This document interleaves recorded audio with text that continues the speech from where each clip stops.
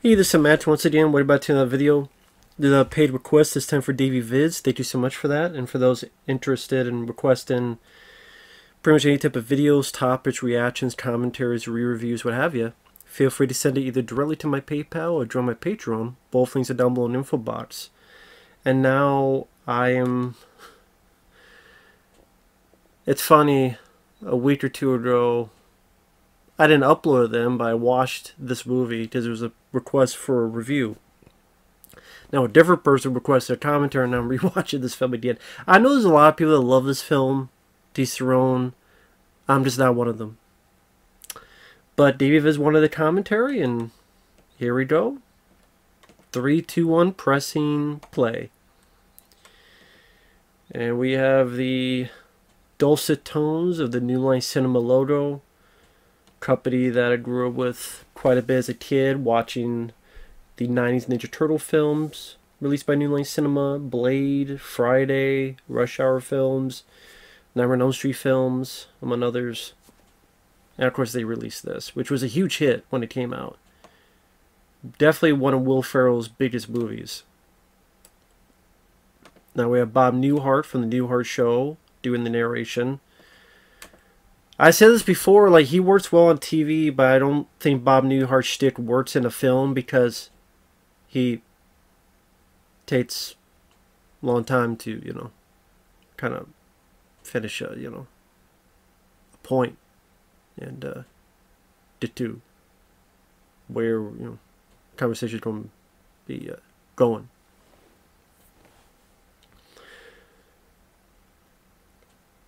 And I don't find this film funny. I don't find this film entertaining. I think Will Ferrell is extremely annoying. Very few instances I liked him. I didn't mind him in The Other Guys. I didn't mind him in Talladega Nights. But in this and other films, I found him very annoying. And you know, a lot of people were nice about it, at least. There are people who agree with me. There are people who disagree with me on the review. There's people who feel the same way about Adam Sandler. There's people who feel the same way about Ben Stiller. There's people who feel the same way about Ryan Reynolds. Those three I could deal more than Will Ferrell. I like those three more than Will Ferrell. Because Ben Stiller, like, we got a big barf. Now we got a troll with a diaper farting. And we're not even 2 minutes in. We're not even 2 minutes in. We have a troll with a diaper farting. What a great Christmas classic. If you love the film Dethrone, I can only give my honest opinion. Jon Favreau, I said this was his worst film, but I completely forgot he did the Lion King remake. And I didn't see his Jungle Book, but I forgot the Lion King remake existed and he directed that. Although, to be honest, I don't know which is worse because I don't like either one. I mean, the Lion King remake is awful because I just watched the cartoon, the animated movie, which is much better. And this is awful. I don't know which is worse for me. I really don't. I know a lot of people find this funny. I don't get it.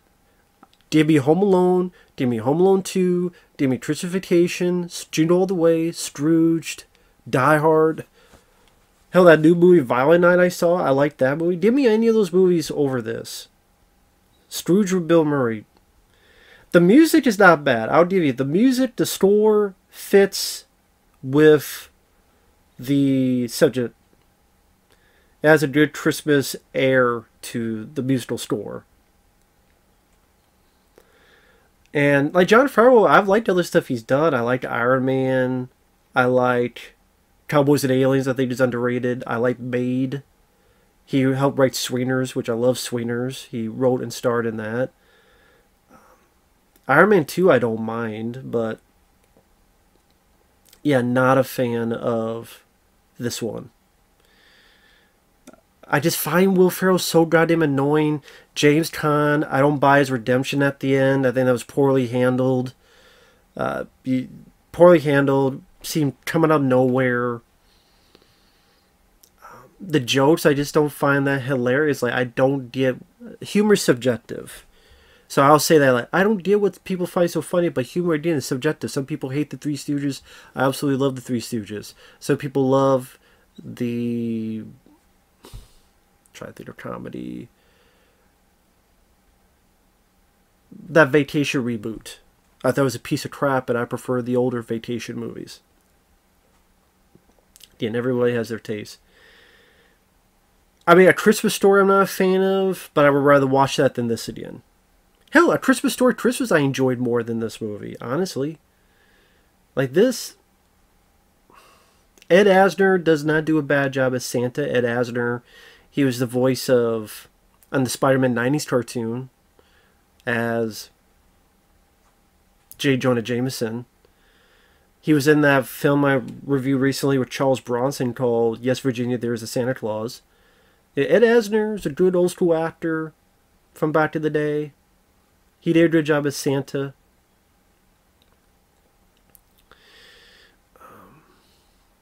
And yeah, this came out in 2003, and I did not see this in the theater, because in 2003 I went to the theater a lot, because at that time I lived near a movie theater. So in 2003 I saw films like Identity, Kangaroo Jack, The Hulk, Terminator 3, The Matrix Reloaded, Matrix Revolutions, Bad Boys 2. I saw League of Extraordinary Gentlemen. I saw a lot of movies in the theater. I did not see this one, because I saw the advertisement, and I'm like, this Will Ferrell guy, I've seen bits and pieces of him on SNL, I didn't like him. And I had a Roxbury not that big into. Like, maybe on SNL it could work, but the full-length film is kind of mixed on, yeah. I don't even remember what my thoughts are. It wasn't that positive, though. The fuck is that? It's a baby. Yeah, I know it's a baby. What's it doing there? We're not feeding in the hallway. Well, maybe we should start, goddammit. Sorry. It makes me want to rewatch 3 Men and a Baby, which I got over there. Love 3 Men and a Baby. Tom Selleck with his mustache. And Steve Guttenberg, the Goot. Rather watch that. He dropped the baby off in the pond and ran away. So this is Bob Newhart. He adopts Buddy. And that turns out to be Will Ferrell.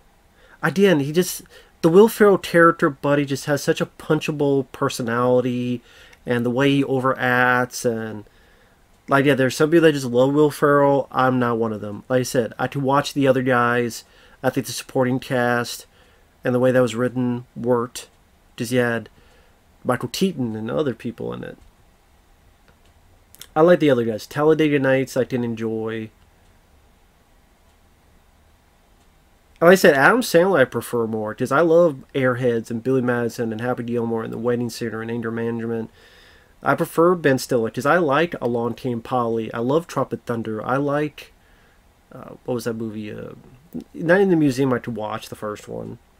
Ryan Reynolds I enjoy, because I know someone said, like you said, they feel, the same way I feel about Will Ferrell, they said they feel about Ryan Reynolds. I don't love everything Ryan Reynolds has done, but I know he said he likes the Deadpool films, but I liked 600 Round. I liked, what was that, Waiting? Yeah, I don't mind Ryan Reynolds. Even Green Lantern I liked, for crying out loud. It's not a perfect movie, but I liked it.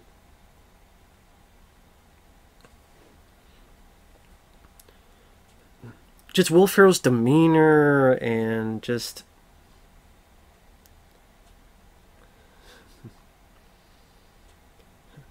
I know originally I think they wanted like people of Jim Carrey and such, but they all said no. And I've heard, I didn't see this in, I don't know if I said this in the review, but I remember reading up that apparently Jon Favreau and Will Ferrell had a lot of fighting in the movie. Like, because I think James Caan did an interview somewhere and he said, yeah, those two didn't like each other. And even though Will Ferrell was offered a ton of money for a sequel, he said no. I do wonder if that was one of the reasons, because apparently him and Jon Favreau did not get along well. I don't know if that's true, but...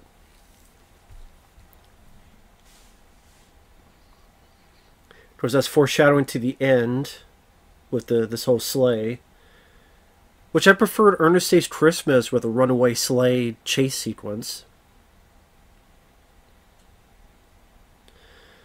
I mean, I think someone asked me about Jack with Robin Williams, but I didn't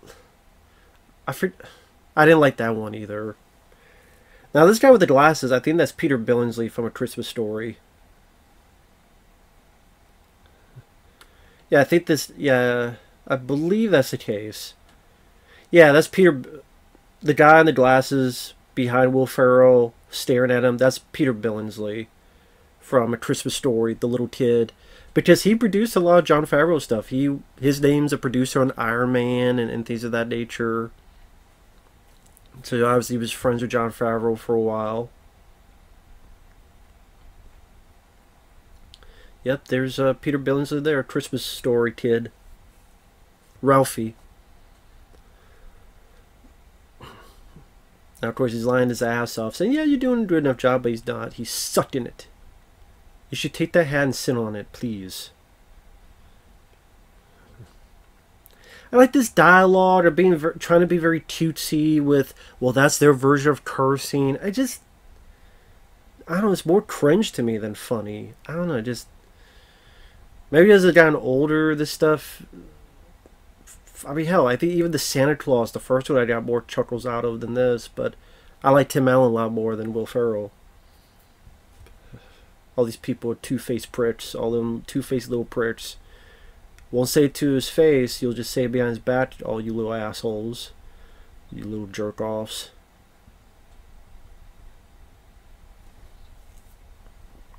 They're all little assholes.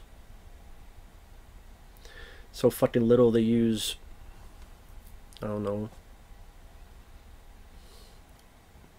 dental floss for jumping jack ropes. Use a fucking thimble to drink out of. They use these Jack in Box to take a dump in. Fuck all these little assholes. Nothing wrong with little people. I'm talking about these characters here who are little and are assholes. Thus, little assholes. Believe me, there's a lot of kids in movies that are little assholes too. See? This is what I'm talking about. Talking shit behind his back. Can't say it to his face. You just say it behind the potato heads. Take the hat off. They probably are potato heads. You should go over and just step on their face. If Will Ferrell just started killing everybody, and then he went out and Santa Claus had a machine gun and did Sonny Corleone, Godfather, Will Ferrell, that'd be a better movie.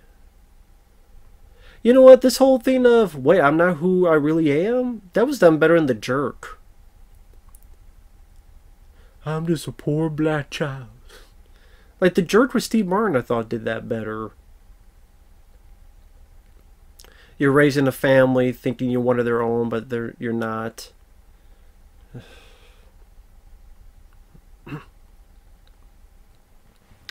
Like I said, I just don't see what's funny about all this stuff. The big guy fell on a little guy. Surprised he didn't fart on him.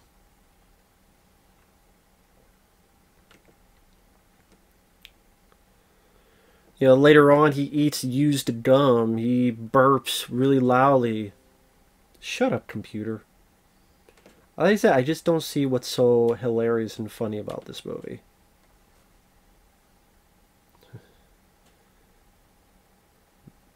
That's a tiny ass bathroom.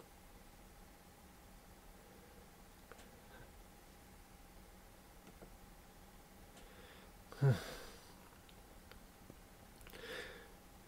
mean, this guy looks like, I mean, at this time, he looks like he's 50 fucking years old, Will Ferrell. He looks as old as Bob Newhart. And he's so stupid, he's got to sit on a lap. I said that he looks like he's fucking 50 years old and he's still acting like an idiot. And that's the thing is that, okay, he's a human, but none of these other people act like idiots. He's like the only one that, yeah, he's a human, but he acts like a fucking moron, too. Like, he acts like he's got 5 brain cells. Like, he can't even run. Runs as shitty as Steven Seagal does. I mean, I like these little creatures, and someone told me that the voice of Frosty here was Ray Harryhausen himself. Speak of stop motion.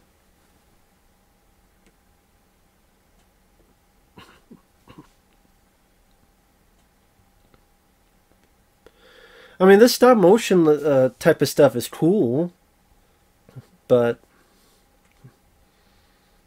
or however they did it, I mean, it looks cool, but they're not in the film that much anyway, so.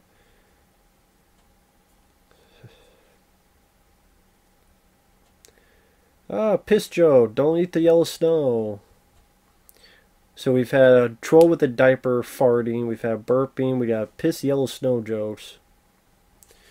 And yeah, there's movies that, I mean, hell, Bad Santa has that type of humor as well. But Bad Santa's actually funny as well.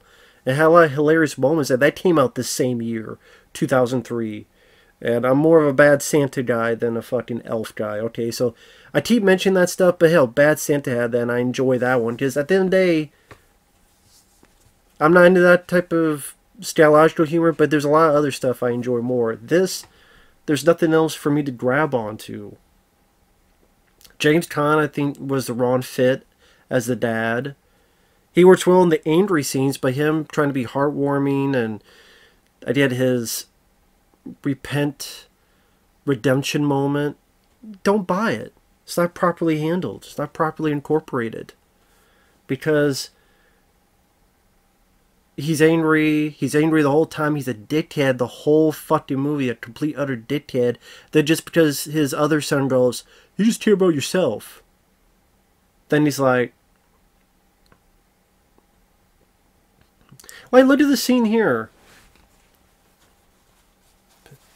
This woman who's like, you're taking the butch for all these kids. And it's a sweet nun. And he just does not give a flying fuck.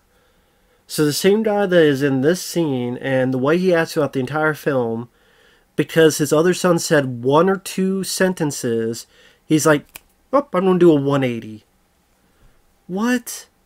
And then again, there's not even like a big final sweet moment between James Caan and him. Like James Caan trying to make us understand his character, why he was behaving this way, or how things went wrong, or maybe like the scene about, you know, your mother when she was lost. When I was with her, I was a different person, but when she was gone, I lost a part of myself. Any sort of stuff. None of that is in the movie. None of that is incorporated in it. So it just feels empty. And I don't buy the love story that Will Ferrell has either, with Zoe Deschanel.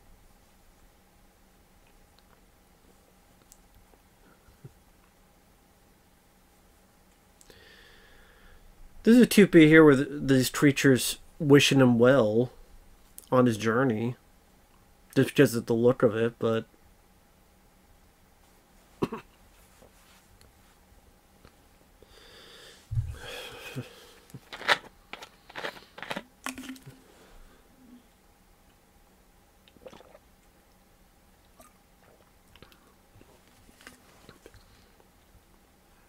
was it narwhal or something?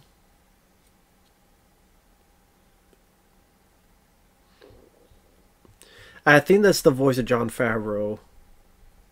With that big old unicorn fucking horn coming out of his head. Narwhal, I think that's the voice of Jon Favreau.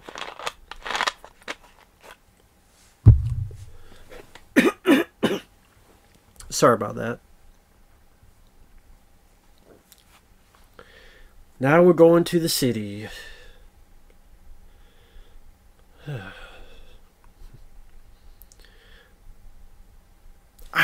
I gotta look up who did the music for this. Because I actually don't mind the musical score. I think it fits with the Christmas spirit. I looked on my computer, but I don't want to mess anything up, so I'll just check on my phone. As well as maybe any other trivia. Here's another silly jack-off moment with the fucking raccoon. Which, fuck, I had more laughs to that. Harold Kumar go to White Castle. Fuck you, raccoon! When they throw it out of the car. And it's like attacking John Cho, like spin stuff at him. I mean, I got more laughs out of it than Harold Kumar go to White Castle.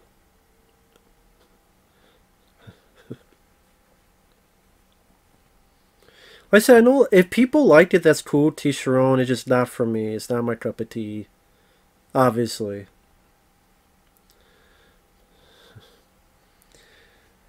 Barry Steenburgen, I think, is underused, and I liked her in Back to the Future Part 3, but she feels underused. Like I said, I don't buy any chemistry between him and the love story aspect. I just don't think this works as a fucking Christmas movie or as a comedy.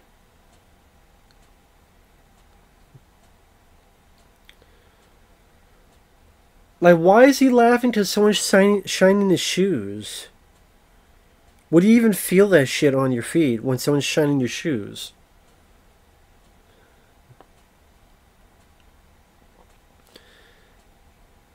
World's best cup of coffee.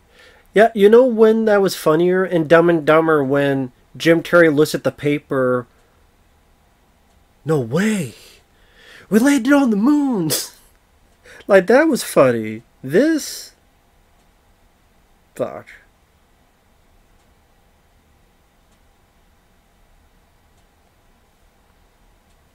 Fuck. See, this is them taking all the used gum.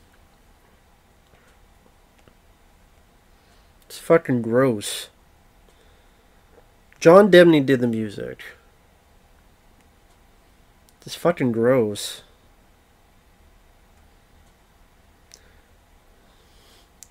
John Debney did the music for Hocus Pocus, Gunman, which I enjoy, Sudden Death, The Relic, Liar Liar, I Know What You Did Last Summer, End of Days. Let's see. Spy Kids, Malibu's Most Wanted, With Other People. Huh. Seeing what he's done lately.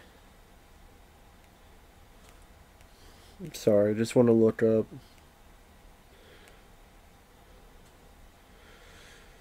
He did music for... Oh god, Home Sweet Home Alone and stuff I don't even remember, honestly.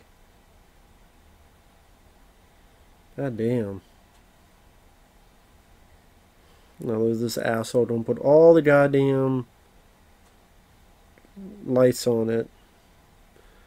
You dickhead. You fucking dickhead. Thanks. Thanks a lot. You fucked everything up. Now it's going to take me forever to get up. Dickhead.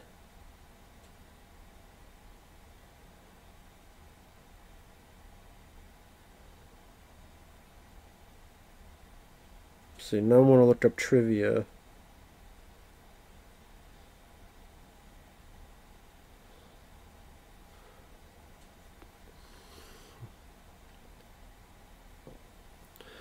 Now, instead of coming in and saying I'm your son, he just doesn't say much of anything. Will Ferrell turned down $29 million to be in the sequel in late 2014.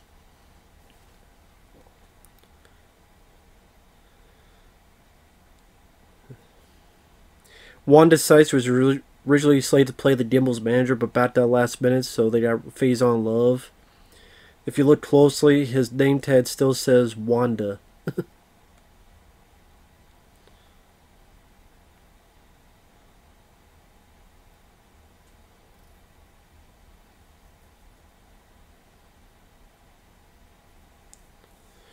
Due to his policy of appearing in family-friendly films, Chevy Chase was briefly considered for the role of Papa Elf, but Will Ferrell vetoed the idea because he disliked working with Chevy Chase when he returned to guest host Saturday Night Live in the mid-90s.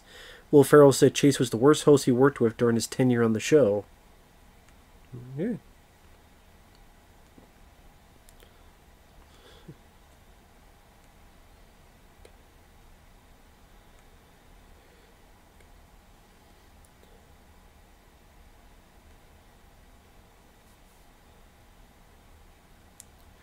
Will Ferrell has no interest in reprising his role for a sequel in the years since, telling Andy Cohen Absolutely not. I just think it would look slightly pathetic if I tried to squeeze back into elf tights. Buddy, the middle-aged elf. Well, I mean, I feel that way. Watch this now. The middle... He looks middle-aged in this movie. Will Ferrell's first leading role. Okay. This was his first leading role.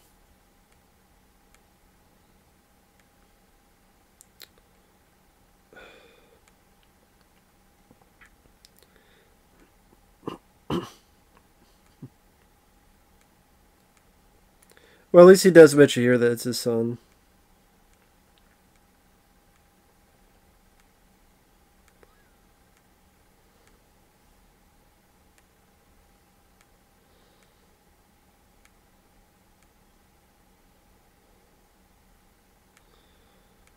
See, I'm trying to think. Yeah, there's other bits of trivia, but I mean, you're just reading IMDb for it.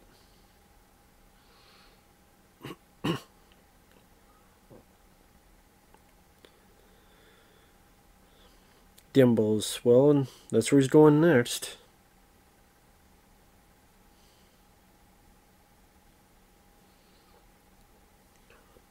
Which I've never been to a Dimbles. Should tip drive and run his ass over. Fuck. Should tip your ass going. If you wonder what I'm doing, I'm looking at what other Will Ferrell films he's been in.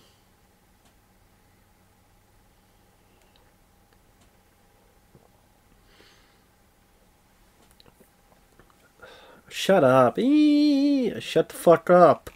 Will Ferrell shit. And this whole bit with the escalator, I saw done funnier in Crocodile Dundee. When he was first getting into America. Another movie that's, to me, a funnier fish out of water movie. Crocodile Dundee. Much funnier fish out of water comedy, to me at least.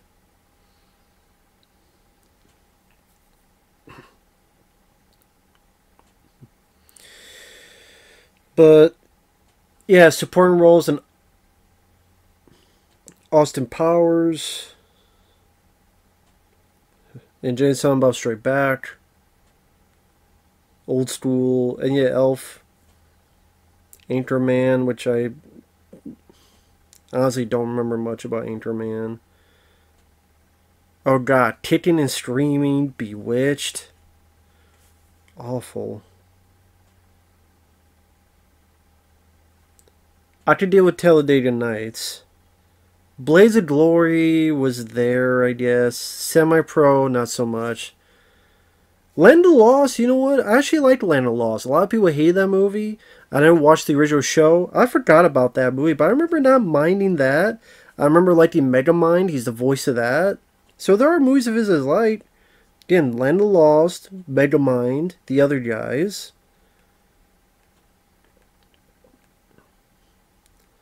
But yeah, Daddy's Home 2, The House. And yeah, he did that film with Ryan Reynolds, Spirited.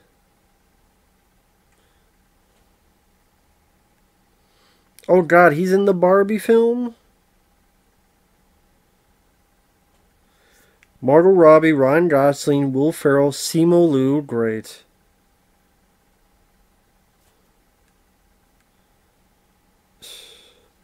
$100 million Barbie movie. Jesus Christ. I like Phase on Love here. Sadly, he's underused, but I do like Phase on Love. Like I said, it's just sadly he's so underused. When Jon Favreau did that Dinner for Five show, when Phase on Love was on there, he was pretty damn hilarious. Even if I disagree with some of the stuff he said, he was pretty damn hilarious on that. Pretty much Dinner for Five is like Jon Favreau and a few others talking whatever about the business, movies they've done, things like very casual dinner. And very interesting, very entertaining. If you go on YouTube, type Dinner for Five. A lot of cool combinations of different actors and such.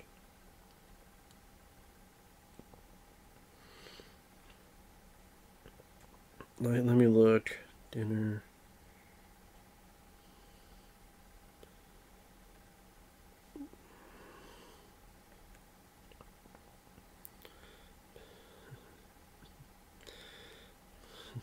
Let's see.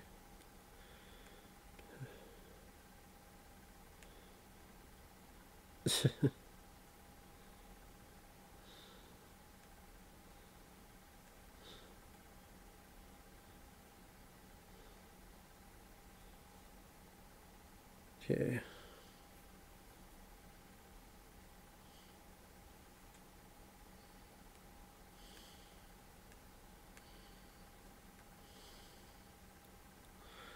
Sorry, I'm just looking at some real quick.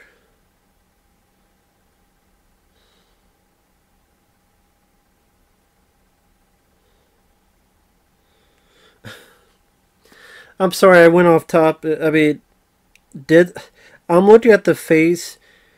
There's a Dead Space remake coming out, and look at this. You can't see it. This fucking face. Who the fuck is that? That's not gonna right. Fucking dopey looking. It's like constipated Adam Sandler.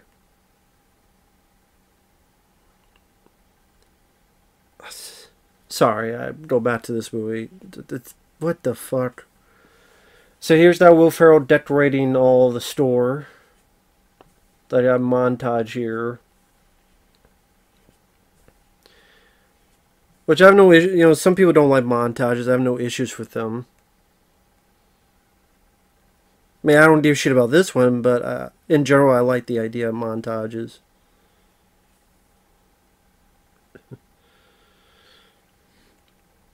Okay, dinner for five. These would be like the combinations. Christian Slater, Ileana Douglas, Jeff Goldblum, and Fred Willard. Or Andy Dick, Daryl Hannah, and Marilyn Manson. Sean Astin, Bonnie Hunt, Kevin James, and Ray Romano. Sarah Silverman, Michael Rappaport, Faison Love, and Saffron Burrows. David Cross, Famke Johnson, Dennis Leary, and Martha Plimpton.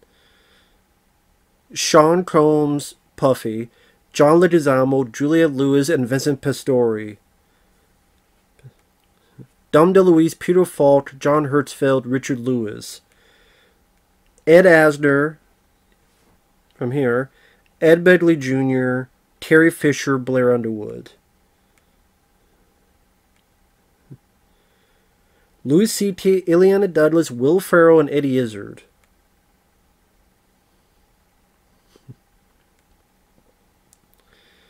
Let's see. James Caan, Will Ferrell, Mary Steenburgen, and Zooey Deschanel, so they had one cast of Elf. Peter Berg, Judd Apatow, Famke Johnson, Paul Rudd. Gina Gershon, Dennis Farina, Ron Livingston, Faison Love. Kevin James, Tony Shalhoub, Richard Lewis, and Burt Reynolds. Joe Mantegna, Bob Odenkirk, Michael McKean, and Jeff Garlin. Laura Dern, Ted Danson, Mary Steenburgen, and Ernie Hudson.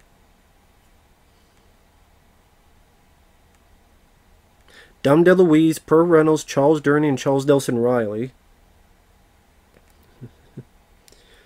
John Waters, Colin Quinn, Dana Aiello, and Delroy Lindo.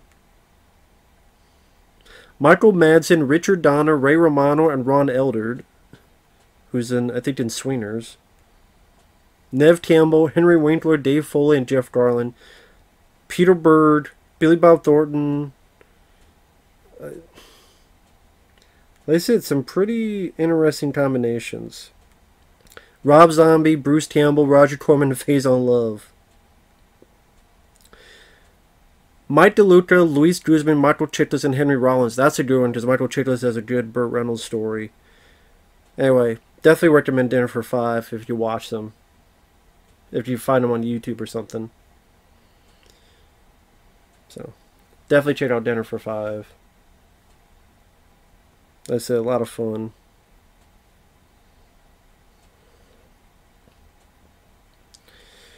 That's the thing, like, James Caan's such a cult. James Caan I miss him as an actor. Loved him in Rollerball, the original Rollerball. Loved him in the original Rollerball. Like, the original Rollerball is great.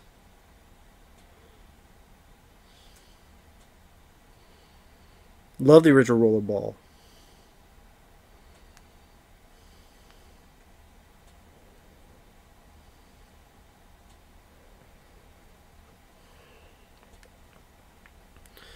Okay.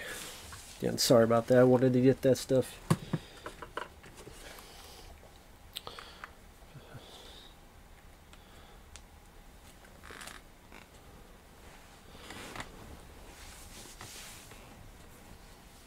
I mean, I like that sight gag. The Mona Lisa on the Etch-a-Sketch. I'll give you that. That's a fun little sight gag.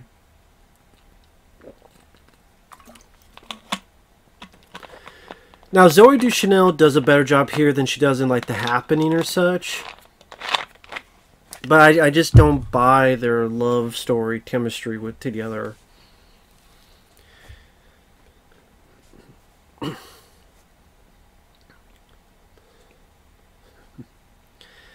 And I mean, did you need a love story as well as him trying to get back with his family and such? Guess they decide to... I can't read his name tab. I guess his name tab is supposed to say Wanda. I think it does. It does say Wanda.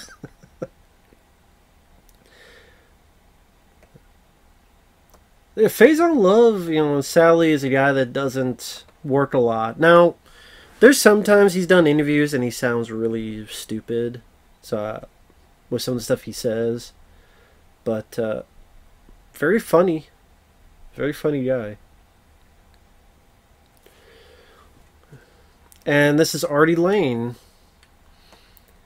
Now, Artie Lane... He, of course, was on the Howard Stern. He was on the Howard Stern show for a long time, and then they kind of went their separate ways. I know he had a lot of issues with drugs and alcohol and stuff. I think he's sobered up. He's done a lot of other stuff too. I think he was in Dirty Work with Norm Macdonald, and he's been in a few other movies. Not a whole lot of. I mean, maybe bit parts, but not a whole lot as a star.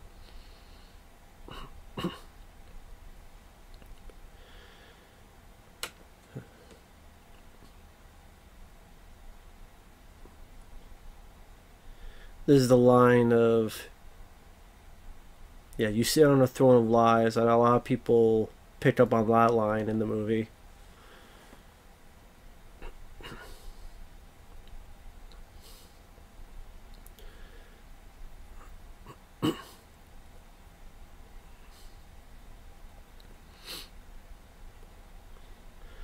Here we get this big fight in the midst of the store.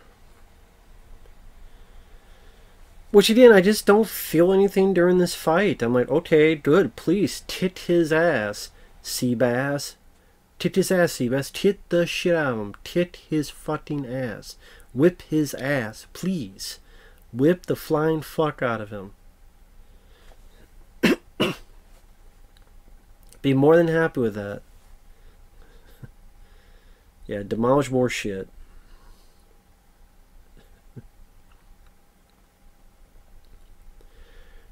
To someone special.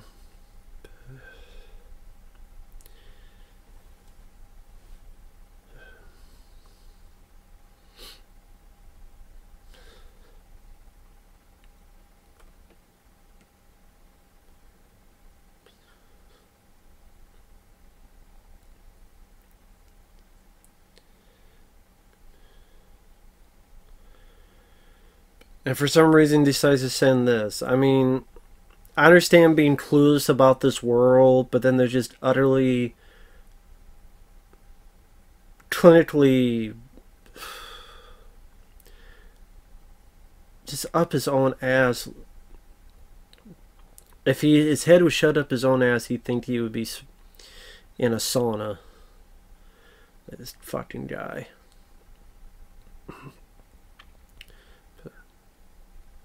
They should be making him his bitch. You my bitch.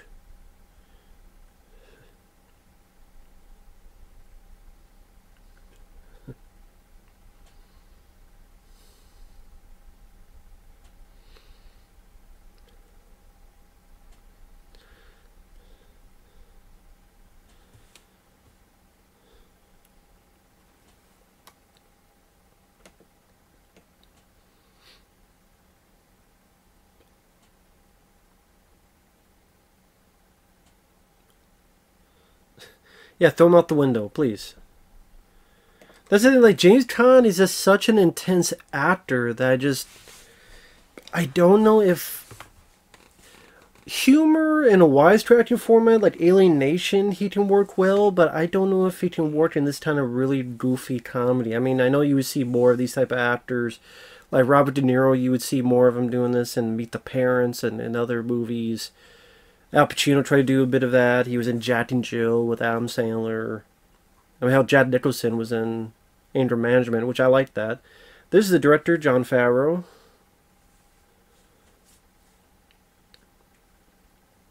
There's our director. Apparently that was not real cotton ball. That was cotton candy. Made it just not have any color. So again, they made cotton candy, but just don't have it. Just have it be white, no color in it. So that's what he was eating, not real cotton balls.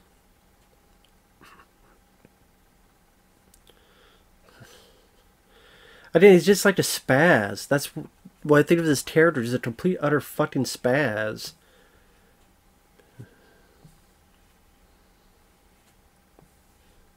Now I don't know how much of this was on the script, how much of this was ad lib. I have no idea. Maybe it says on the trivia, but I don't know.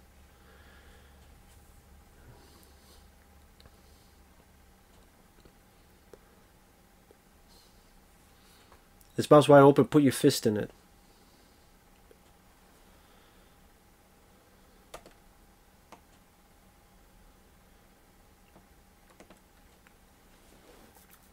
I thought this little girl did a good job. She's better than Will Ferrell.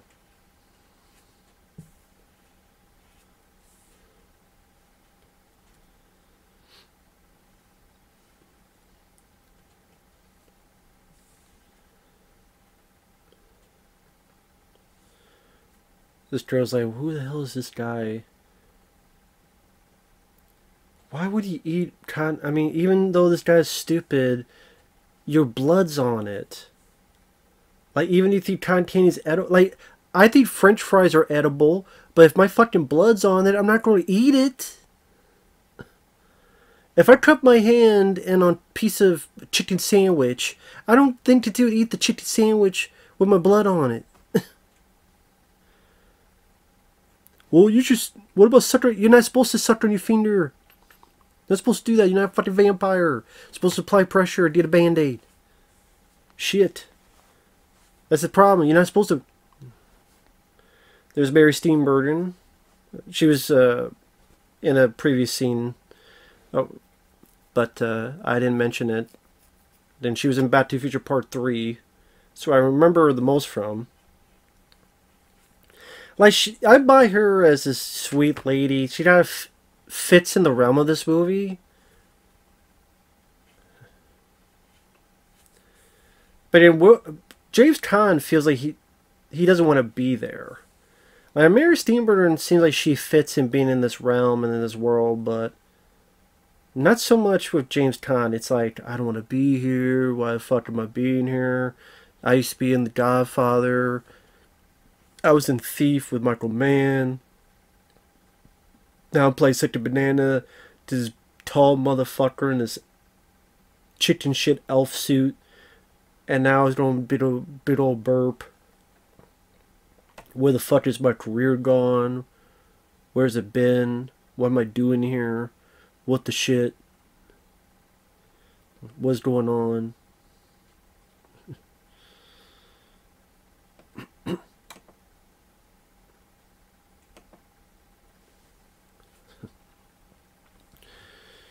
So he's putting maple syrup on spaghetti.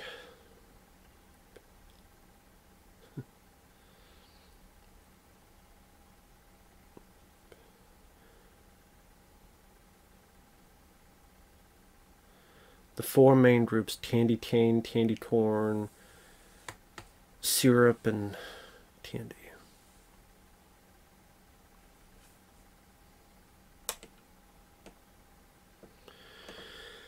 Listen, James Caan, I mean, I liked him as an actor. I liked him in films like Thief, and I'm not a fan of The Godfather. I prefer films like Goodfellas and Casino over The Godfather.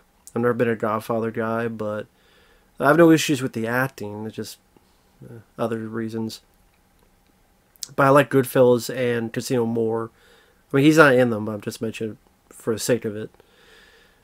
But yeah, Rollerball is my favorite James Caan film, my favorite James Caan role. I also really like Alien Nation. I know James Caan hated that movie. I don't know why. I mean, that's a much better movie than this, in my opinion. But you hate that movie, but you... Actually, I don't know what his opinion was on this movie. I mean, again, sadly, he's passed away. I'm sure he was happy for the amount of money it made. What? Well over 100 million, maybe 200 million. They made a shit ton of money. It's probably one of the reasons why he said yes to, what was it, Santa Sleigh was the next film he did with Bill Goldberg. He really didn't have any lines of dialogue, and he was in the beginning scene, and he got killed with Fran Drescher and their family, and Bill Goldberg killed them all in the opening scene, and that where Bill Goldberg, the wrestler from WCW, was this killer Santa horror comedy in Santa Sleigh. Probably also, what was the other movie? He was in Adam Sandler's That's My Boy. Adam Sandler would get a lot of those type of actors. I did. He got Al Pacino, Jack and Jill, Jack Nicholson, Anger Management, James Caan, and That's My Boy. I don't think he ever got Robert De Niro. I don't think.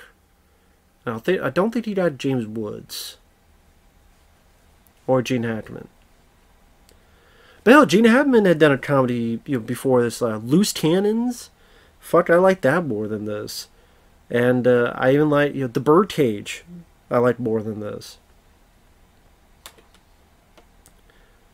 I don't know, I'm just thinking of other comedies now. It's not good. It's fucking maple syrup with spaghetti. It's not good. Yeah, you tell she's lying.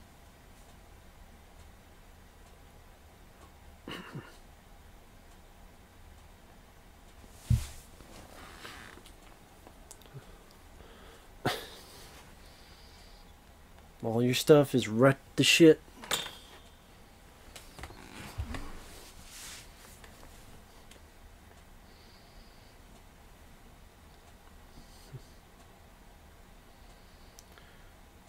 Oh my god. Enough with the spaghetti.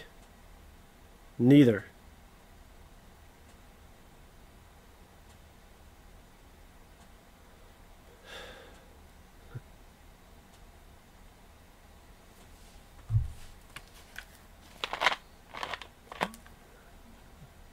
Snuggle.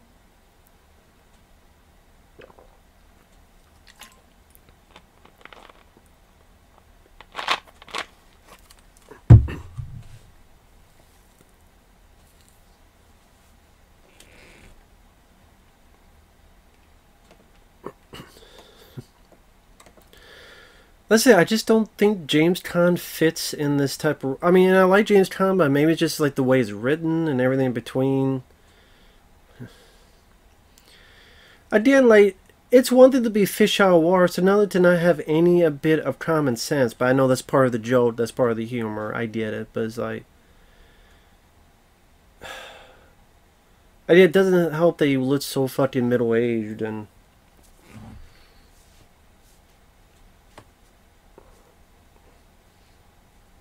Like, it's made to think that, okay, he's a human raised by elves, but he's just stupid for stupid's sake. The Jerk, I mean, the fucking cow alone showcases how Steve Martin... I don't know, maybe just because this stuff was funnier. Get away from these kids! He's going for the kids! See, I laughed at that. Think of that memory. God, we're halfway through the fucking film, man.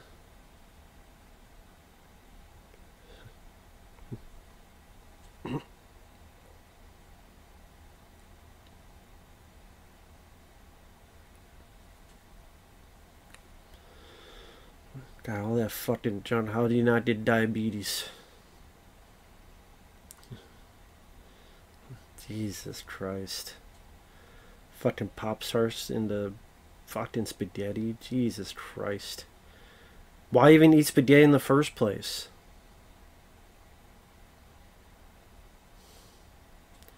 That's really, I just don't get the humor of all that. Like, he's gross stuff. Now this guy, I know I've seen him in other stuff, but I can't remember now what the hell the movies were. But this guy who's the bigger boss does seem pretty familiar.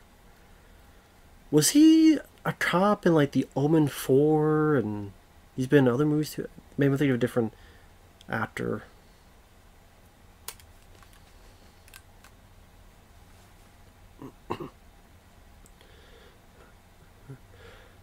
And that's another thing. Although this guy's not a bad actor, it's hard to... When you have James Caan, it's like, I don't see him as the guy that gets pecked on. It's like, in a minute now, he's just going to flip this, twist the guy's head off, and throw him out the window.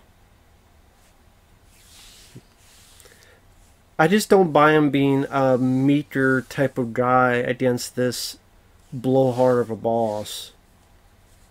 I know that's not fair to say, because he's an actor. He should be able to do any role possible, but... Let me put it this way. Would you see Clint Eastwood in this type of role? As a meek guy and a boss, like, pecking on him, belittling him? No. You wouldn't buy Clint Eastwood, and I like Clint Eastwood even more than James Caan, and I like James Caan as an actor, but it just wouldn't buy it.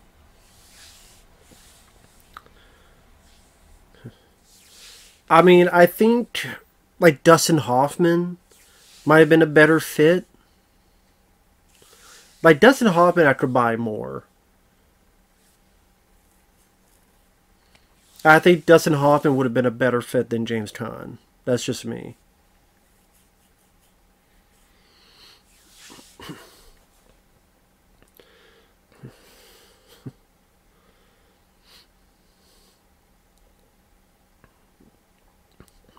Run faster, kid.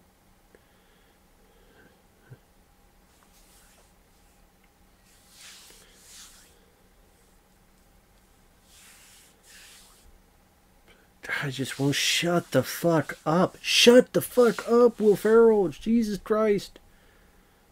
I'm like this kid. Go away. Eat some yellow snow.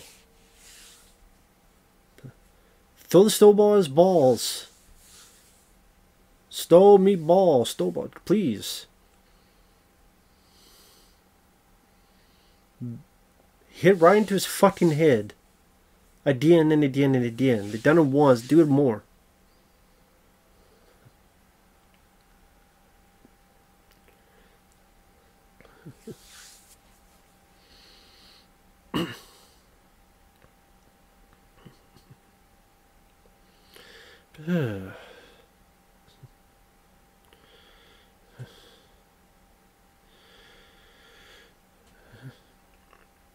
So yeah, of course, some CG manipulation here with the snowballs. So they ratchet out like a machine gun.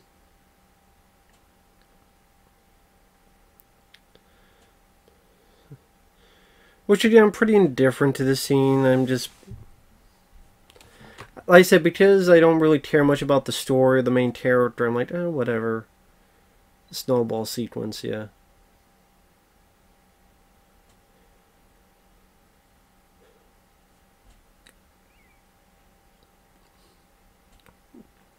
Maybe that's another thing. Like, the concept just doesn't entice me, just doesn't interest me. You know, a guy raised by elves. I don't know. I said, and then Will Ferrell playing, it's like, okay, God, even more in the zone of not interested. Like I said, I just don't see where the laughs are. Now they're fucking with an elevator.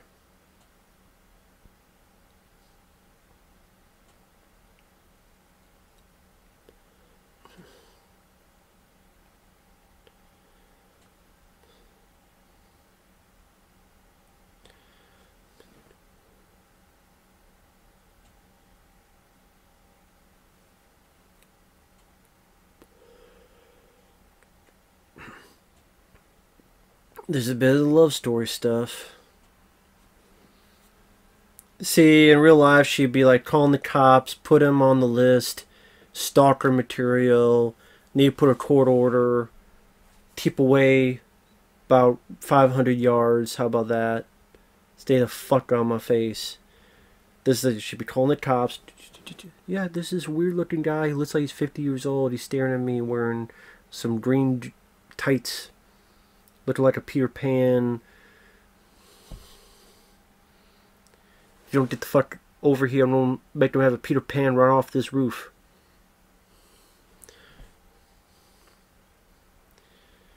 Oh my god.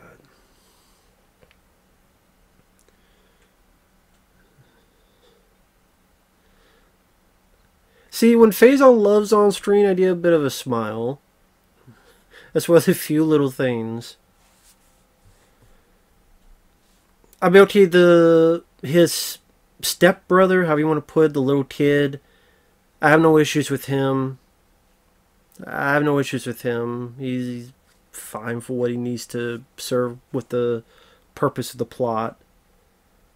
But like I said, yeah, love story don't care about. God, it's not that funny. I understand why it's labeled such a Christmas classic. I mean, it made a lot of money. Maybe, you know, a lot of kids saw it. I mean, by the time this came out, I was 20. And I didn't see this when it came out because the trailers advertising looked so completely disinterested in it. Completely disinterested. We got a big tree. I mean, I've seen plenty of movies where, oh, they did a big tree. I mean, Christmas Vacation with Chevy Chase did that. And to me, that's a much funnier movie.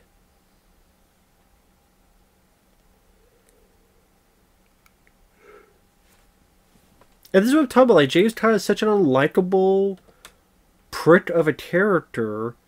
And we're supposed to buy this 180 turn he does later on. And he has such like a strong, intense tone in his demeanor and voice that you think he's ready to hit someone or punch someone in the face. And just waiting for that to happen.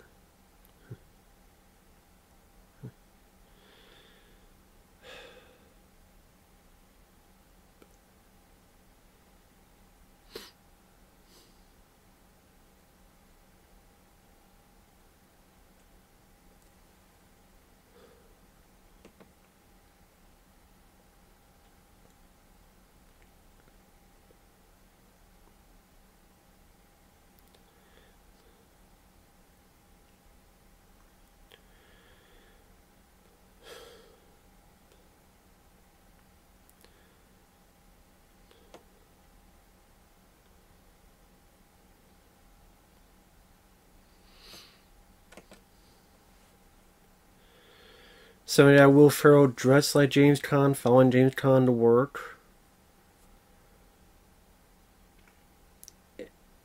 Yeah, this is pretty much a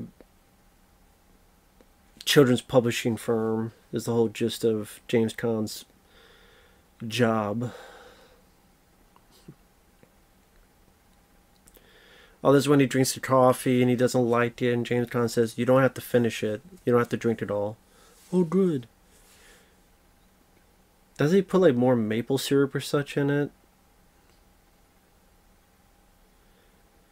Although that's the thing is, the spray then. I mean, like I said, I think he puts maple syrup in it, but you know, if that were coffee, like a lot of people put a lot of sugar in it, so I'm surprised they didn't do something with that, put a lot of sugar in it.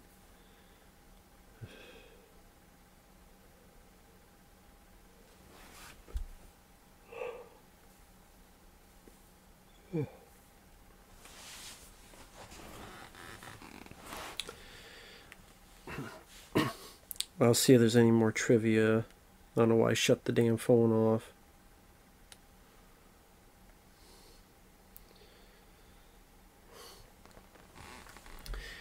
Like I said, I mean, I know a lot of people love this film because they're a Christmas classic, teach their own. Like I said, for me, just many other films I prefer. Ernest Saves Christmas, Jingle All the Way, Scrooged, Home Alone 1 and 2, Christmas Vacation, and the like.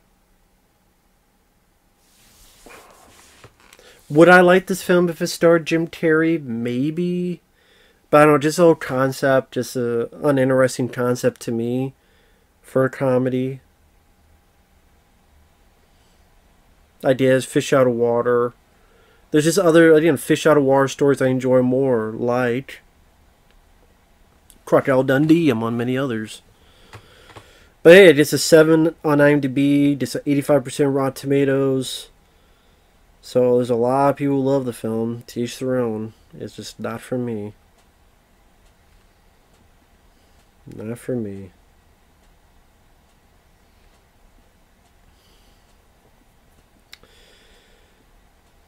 Okay. There's a lot of stuff on here.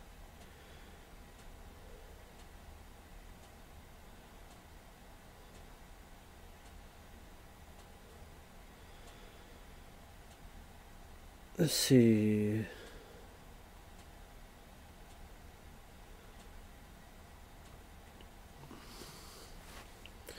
Sorry, just looking.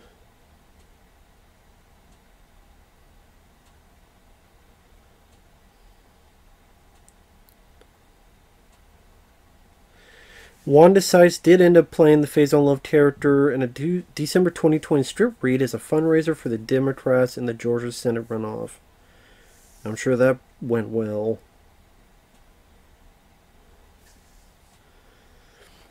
There was serious consideration for Elf 2 shortly after the film's release, but Will Ferrell was only willing to participate if a different director was chosen, as he and Jon Favreau did not work well together.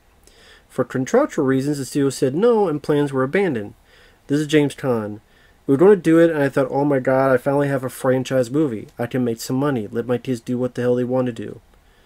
The director and Will didn't get along very well. Will wanted to do it, and he didn't want the director he had in his contract. It was one of those things. Well, there you go. Now, the two people are talking to James Caan in the scene before. You got one guy who works with Jack Black on Tenacious D. You have the other guy that worked with Conan O'Brien on the various years on his talk show. Kyle Gass and Andy. Yeah, I figured that was what happened. I remember hearing about that, and that was, you don't know what's true or not.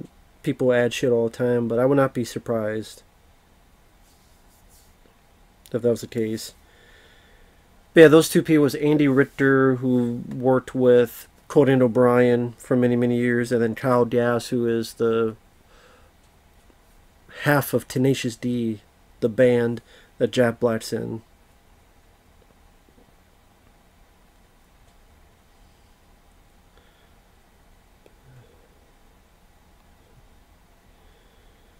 Let's see.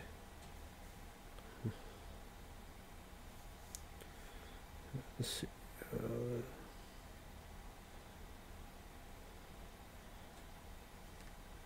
Sorry, just looking through stuff here. Elf was a spec strip, meaning no one paid him to write it before doing so. Will Ferrell became attached to the project while still at SNL. Years later, the strip was sent to Jon Favreau, who rewrote certain elements of the film.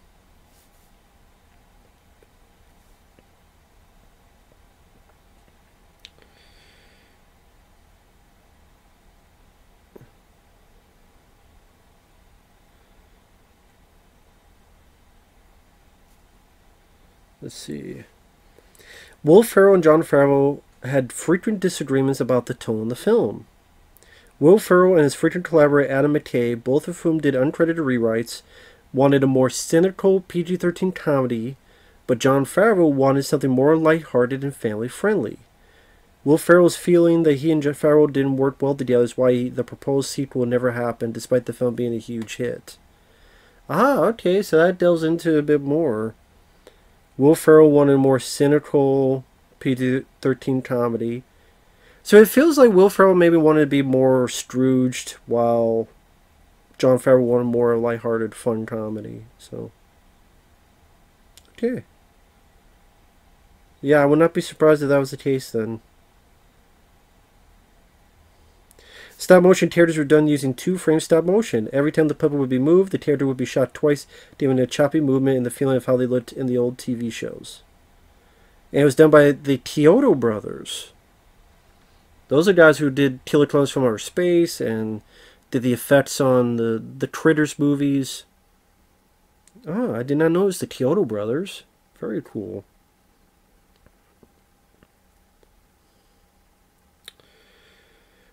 The other stop motion anime characters opening credits. Oh, and the opening credits used Jon Favreau's voice. But I think this Frosty is someone mentions Ray Harryhausen.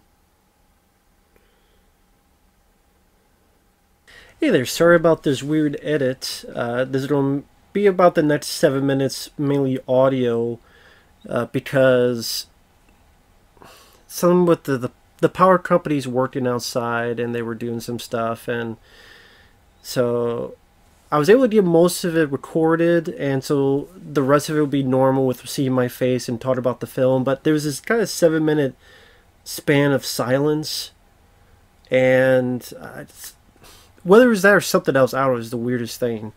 But I wanted to not just have 7 minutes silence. I think that's the least I could do for DavieVids. He's been so generous with the paid requests, as well as all you guys out there.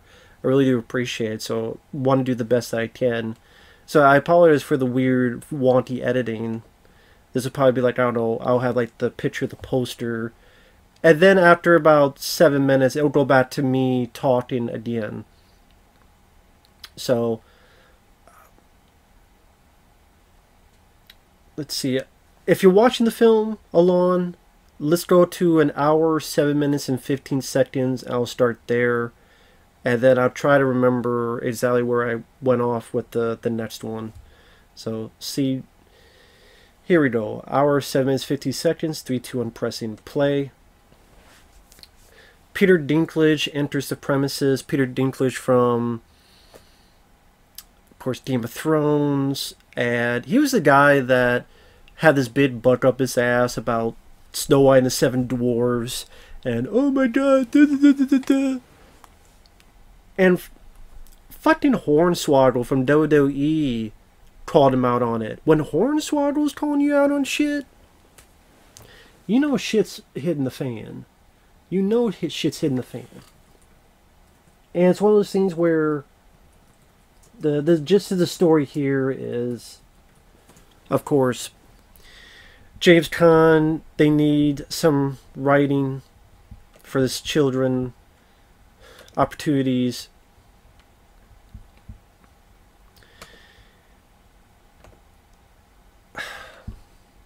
You know what? Actually, let me pull up that whole controversy, because that would be kind of interesting to delve into a bit. Says that was the last time I even heard of Peter Dinklage. I'm sure he's getting a lot of Game of Thrones royalties and such. But pretty much, actor and professional wrestler Dylan Postel Hornswoggle called out Peter Dinklage Monday on Tucker Carlson Tonight after the Game of Thrones star's criticism of Disney's new Snow White movie led the company to announce they may ditch or recast the Seven Dwarfs for the live-action film. Yeah, there's talks of, oh, you know what, you're right, we're not going to use little people, we'll just use like CGI animals or CGI stuff, and we'll just get other actors to voice it.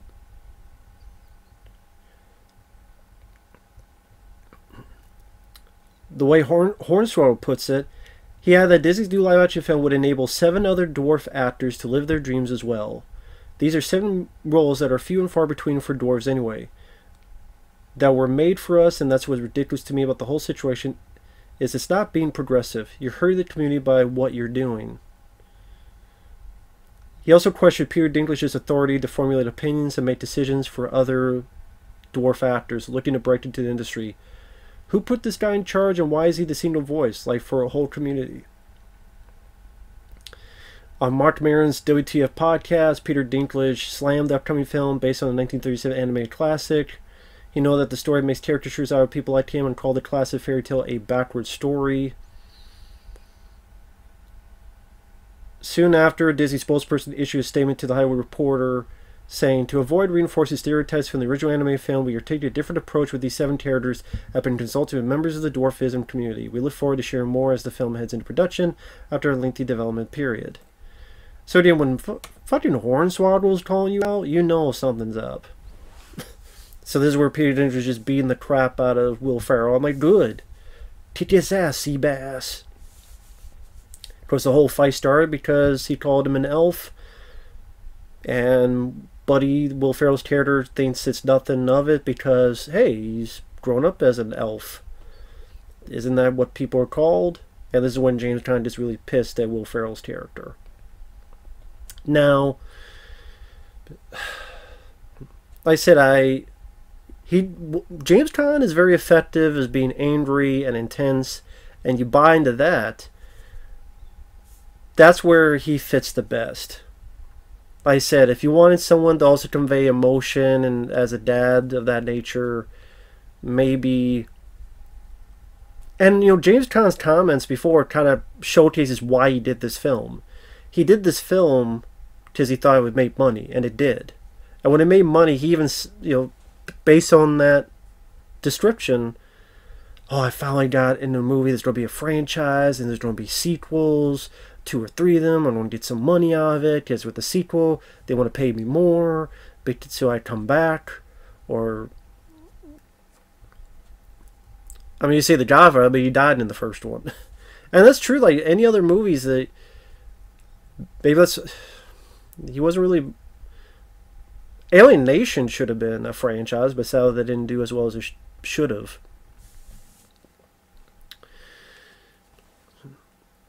But yeah, this coming up with the whole change, I don't really buy into it. I think I get into that when the regular commentary ensues. But I think this is about when it cuts. So, yeah, the Etch-a-Sketch. So, we'll see you guys later. Bye-bye. And thanks once again for people who are still watching. Sorry about the weird edits. Later. So pretty much Buddy is left here with his Etch-a-Sketch and went out. And this is where it's supposed to be the turn for... Which I don't buy into it. I really don't buy into it.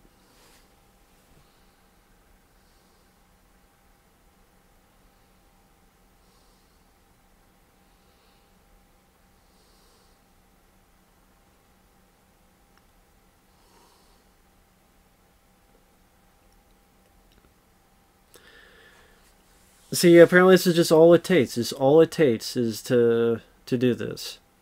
I'm like, really? That's all it takes? That's all it fucking takes.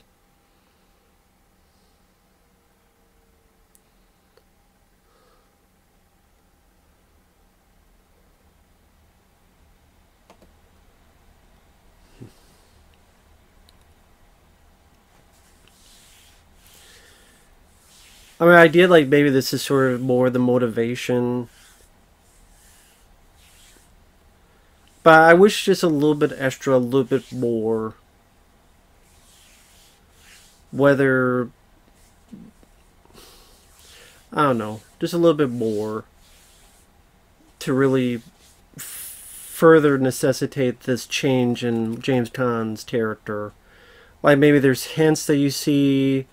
where he's thinking about it, hints of him thinking about Buddy and appreciating some of his time with Buddy, or anything in the sort. Just never really get much of any of that.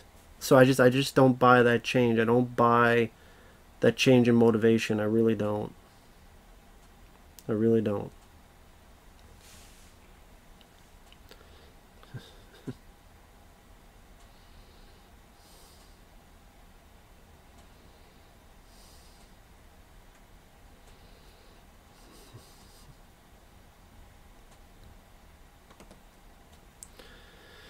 Then we get the Ed Asner Christmas sleigh.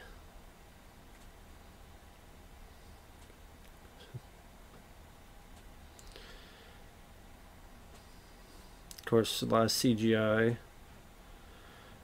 Like I said, I mean, Ernest Saves Christmas does not have the best special effects that don't, and they don't hold up the best. I get that, but like I said, I thought it was much more of a fun sleigh chase than this one. And this part of the plot just seems to come out of nowhere, where this is about him regaining his family. Now it's about people regaining the Christmas spirit. Like, it didn't seem like there's really anything leading up to this. It's like, seems like an ending for a different type of Christmas movie.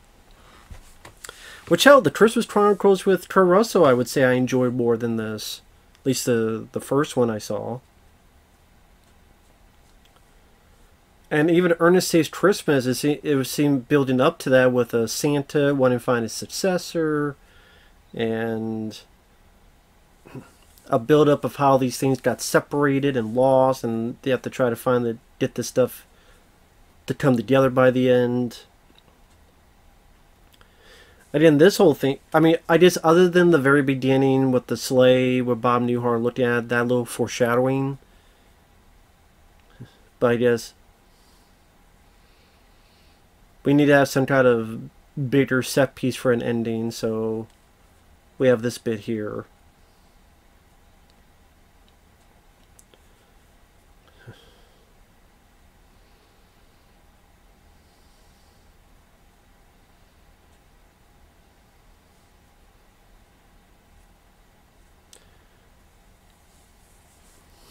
I mean, there you go.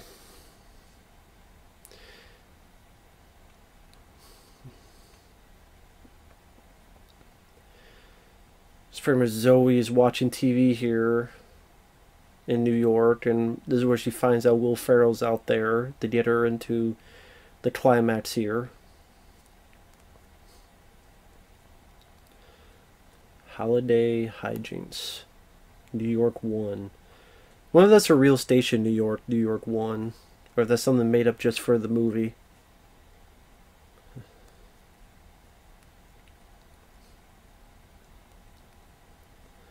It's Bigfoot. No, it's Will Ferrell. Can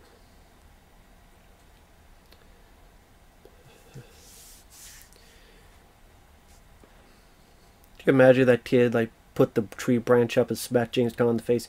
Fuck you doing, kid? Smack me in the face. I'm gonna chokehold you.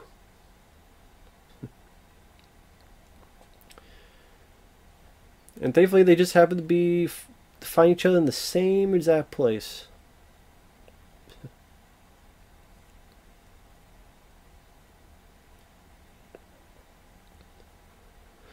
I mean, you just say, like, this is supposed to be the big sentimental moment, but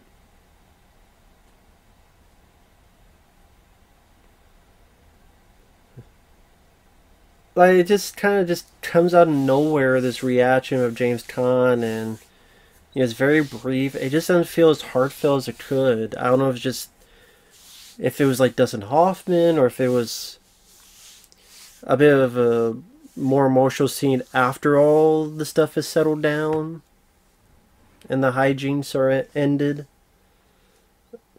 Have ended, I should say, but I don't know.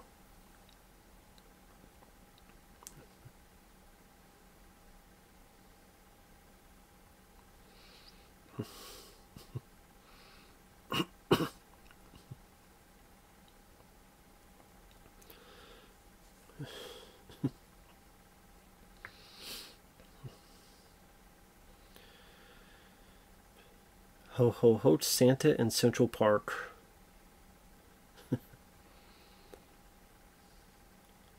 The Central Park Rangers.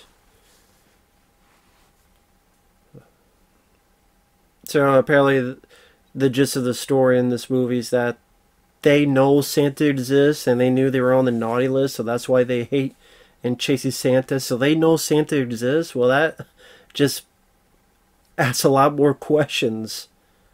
Do they just go after everybody and anybody who is looking like Santa? Or they just somehow instinctually know this guy's Santa?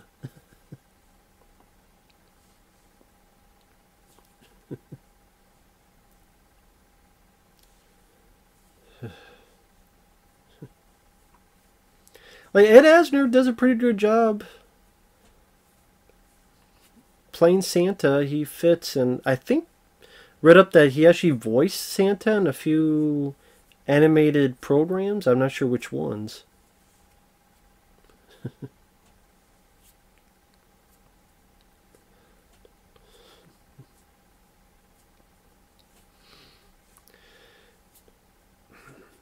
Now, of course, like a lot, I do wonder if kids nowadays ever do believe in Santa. Because with the way the world is today, like a little kid, like I said, gets a fucking phone when they're 5 years old and they look up and, oh, what's Santa? Oh, he's not real. So again, I do wonder if there's any parents that actually do go with the Santa's real thing, or do they just not go through that because of the, well, eventually we don't have to tell them or tell her that Santa's not real, and they're going to be heartbroken. They don't think that we lied to him and or lied to her, and we're not going to go through that. So I do wonder, like, there's not that many. I mean, Violent Night came out, and that's more like a Die Hard type of movie for fun for adults. There's the Christmas Chronicles of Kurt Russell, but I do wonder, like, that's why you see a lot less of those type of movies. Like, there's Christmas movies, but it's like Home Sweet Home Alone and Christmas Story Christmas, or again, R-rated like Violent Night, not films like this. You see less and less of. Again, the closest I can think of is the Christmas Chronicles stuff. I guess there's the Santa Claus, but I think that's more of a nostalgia. You remember Tim Allen's Santa Claus? Well, here's a show. Which I'm surprised they worked with since Tim Allen got canceled for his political beliefs. But hey, nostalgia sells, and they're hoping to get some nostalgia money out of that.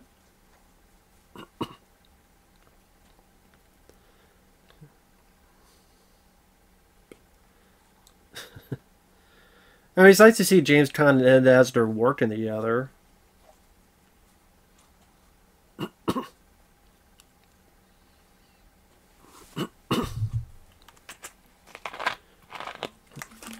Well, thank God, James Caan did that. It did a lot of good.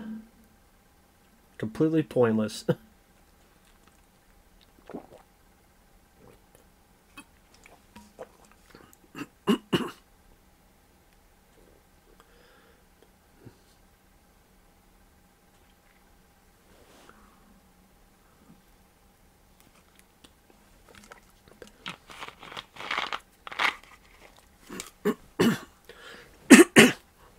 Again, sorry about that, about the clearing of the throat.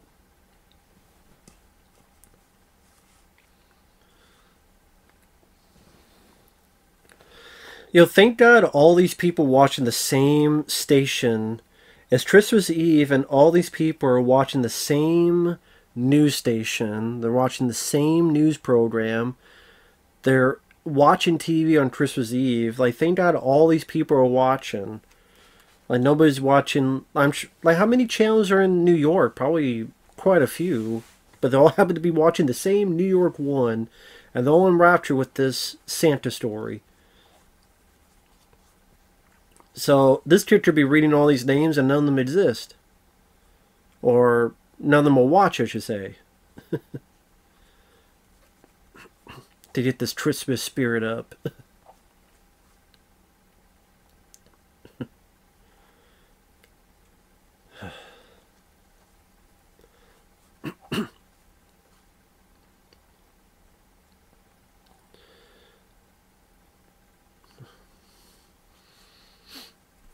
Yeah, like, this whole thing with the Christmas spirit, like, believe.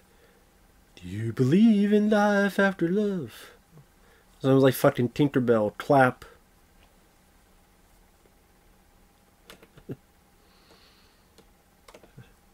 And thank God Zoe just decides to believe in the little kid and not think he's a fucking lunatic. This kid just said he's got Santa's book of naughty and nice and who wants what. And I just met this kid maybe once or twice, and I was on 1 or 2 dates with this Will Ferrell character. You could rework this as a fucking horror movie, and Will Ferrell's just a psycho out of the mental asylum. He'd go back to the mental institution. But I mean, there are people, one or two times, boom, they believe in everything. Love all that stuff. I'm like, well, it's going to take one or two tries.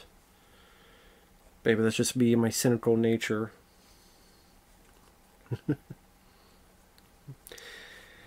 But I guess it's like Jon Favreau wanted some big set piece for the finale, so. But yeah, it's just with other various Christmas movies, I've seen this type of stuff before. People to get the Christmas spirit.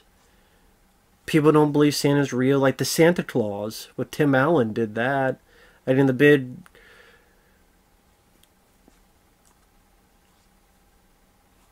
I mean, Ernest Saves Christmas didn't have the budget of this movie. It didn't have the technology that this movie had. If Ernest Saves Christmas was made in 2003 and had the budget this film had, then the effects would look better. I'll give you that. But it didn't have that.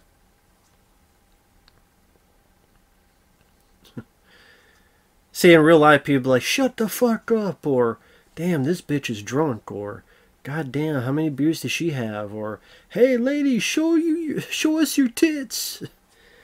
You damn well know in real life, some of this crowd be like, show us your titties, flash them, ho ho ho on my dick. You plain white chick?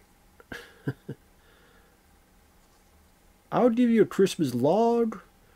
It's how big my dick is. Put it in your mouth. You know there'd be people saying shit like that. You fucking know it. So, I mean, but it's... Again...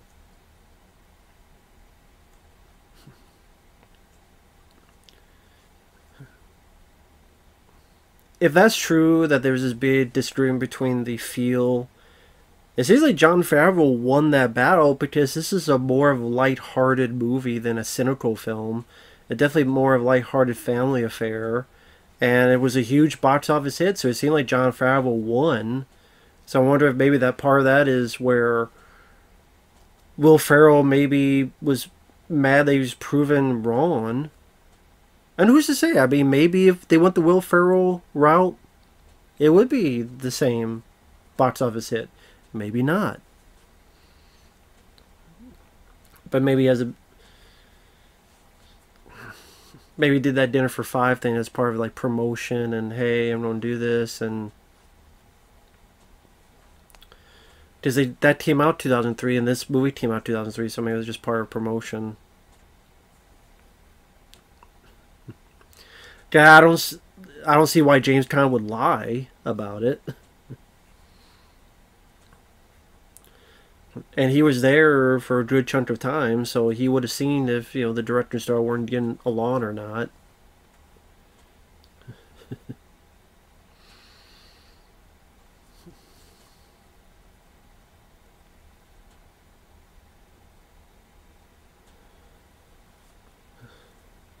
And there you go.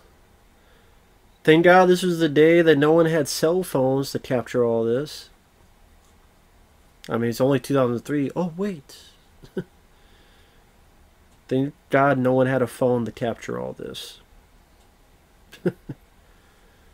And no one reacts, no one says anything, no one streams, no one goes, what the fuck? Just watch silently. No one tries to take a picture. Like, why did the cameraman not even turn his camera? You think you would hear... Like, think about it. The cameraman is just sitting there. I'm hearing this big thing. When you turn? What the fuck is that? But no. Unless they were... Can't say they were hypnotized because the little kid was waving. Unless more Christmas magic where he hypnotized the other people. I don't know. See, this is what would have been nice. Like a... heartfelt between James Caan and Will Ferrell about Will Ferrell's mom.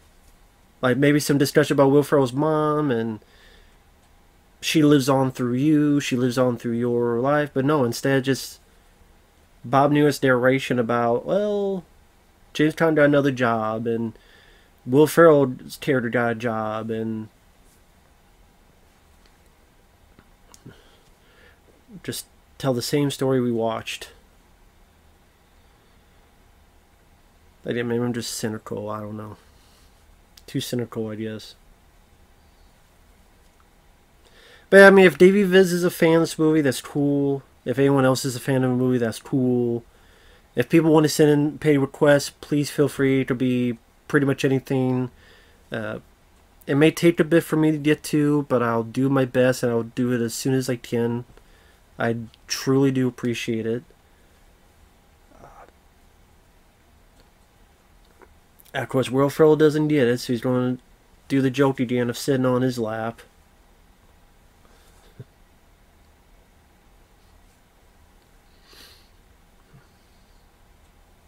And there you go, the end.